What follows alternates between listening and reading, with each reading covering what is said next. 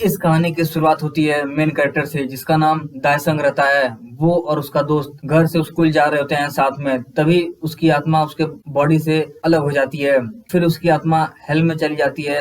Hello में गिरने के बाद वो देखता है कि उसके सामने एक मॉन्स्टर दूसरे मॉन्स्टर को खा रहा होता है। फिर उस मॉन्स्टर पर कोई दूसरा मॉन्स्टर अटैक कर देता है। दायसंग ये सब चुपचाप देख रहा होता है और सोचता है कि मैं कहाँ पर आ गया। फिर हम लोगों को 10 दिन बाद दिखाया जाता है, जहाँ पर वो भूखा रहता है और बताता है यहाँ पे ना दिन है ना रात है। तभी वो एक मरे हुए मॉन्स्टर को देखता है और उसमें से उसका मांस खाने लगता है। तभी उसके पीछे एक मॉन्स्टर आ जाता है, वो उस पर अटैक कर देता है। दासंग उस अटैक से बच जाता है।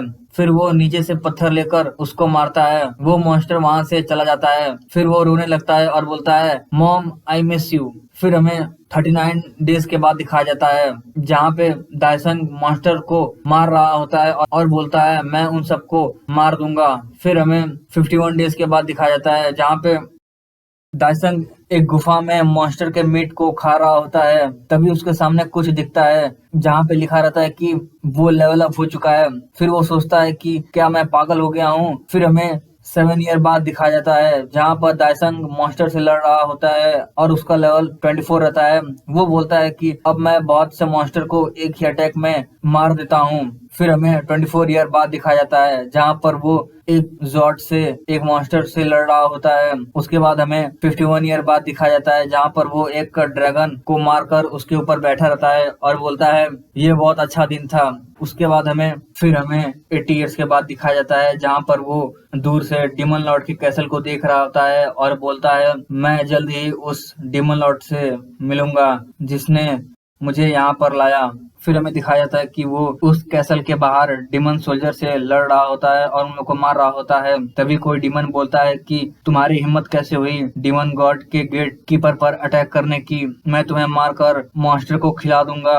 वो दायसंग पर वार करता है। दायसंग उस अटैक से ब्लॉक करते हुए बोलता है कि तुम कैसल का गेट शांति से ओपन कर दो, मैं तुम्हें कुछ और दिनों तक जिंदा रहने के लिए छोड़ दूंगा। डिमन बोलता है वो तुम हो जो मरोगे। दायसंग उस पर सीधे अटैक कर देता है। वो डिमन फिर खड़ा हो जाता है, पर तभी दायसंग अपने शॉट से उस पर वार कर देता है। फिर डिमन के बॉडी में एक होल हो जाता है। दायसंग बोलता है तुम बहुत शोर मचाते हो। दायसंग से दायसंग के बगल में जो घोस्ट रहता है वो बोलता है कि तुम इस गेटकीपर को मार डाला, अब डिमन गॉड तुम्हें जिंदा नहीं छोड़ेंगे। दायसंग बोलता है कि मुझे पता है। फिर वो घोस्ट बोलता है कि क्या तुम सच में डिमन गॉड को मारकर अगला हेल का रूलर बनोगे।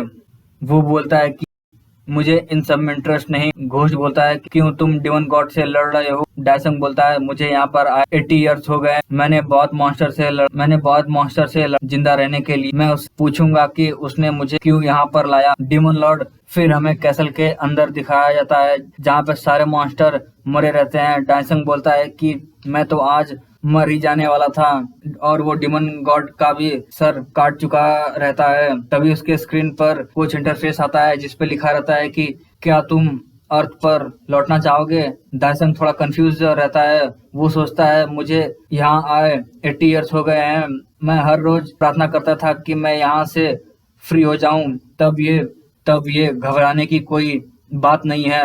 दायसंग यस पर क्लिक कर देता है। फिर उसके सामने बहुत तेज सी रोशनी आने लगती है। फिर जब वो अपनी आंखें खोलता है तब वो सोचता है कि ये क्या है, हॉस्पिटल। वो बोलता है मैं अपनी बॉडी को मूव नहीं कर पा रहा हूँ। तभी दायसंग की माँ उसको देखती हैं और बोलती हैं कि मेरा बेटा उठ गया। वो उसको गले लगा लेती हैं। फिर कुछ देर बाद डॉक्टर आकर उसका चेकअप करते हैं। वो सोचता है कि क्या ये सब ड्रीम नहीं है, रियल है। डॉक्टर उसकी माँ से बोलता है कि ये बहुत लंबी समय से ऐसा ही है, तो उसकी बॉडी को मूव करने में थोड़ा टाइम लगेगा। तभी दायसंग तेजी से चिल्लाने लगता है। डॉक्टर उसे बोलता है कि दायसंग शांत हो जाओ। दायसंग सोचता है कि कौन सा वाला ड्रीम है और कौन सा वाला रियल। डॉक्टर उसके पास जाता है तो दायसंग उसको काट लेता है और बोलता है मेरे पास मत आओ। फिर वो बेड से नीचे गिर जाता है और सोचता है कि इसका कोई मतलब नहीं हुआ। मैंने 80 इयर्स फाइट किया और अब तुम्हें लगता है कि मैं शांति से मर पाऊंगा।